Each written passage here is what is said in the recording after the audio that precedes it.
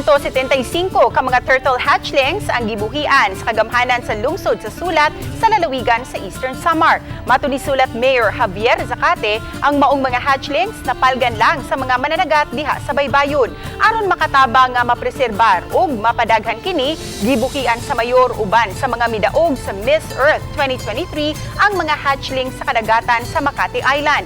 Matud sa mayor, pipila na katuig nilang nabantayan nga adunay mga dagkong pawikan sa ilang dapit. Sa ilang baybayon kini mangitlog. Kung sa una, mahilabtan pa kini sa ubang mga residente. Karon, istrikto na nga gipatuman ang balaod aron maprotehian ang maong marine species. Gituhuan sa mga taga-Sulat nga gikan ang maong mga pawikan sa gitawag nila nga Turtle Island. Ug usa na kini karon sa ilang gi-promote nga makita sa mga turista. Ang pagbuhi sa mga turtle hatchlings kabahin usab sa ilang programa sa pagtimaan sa Ocean Month.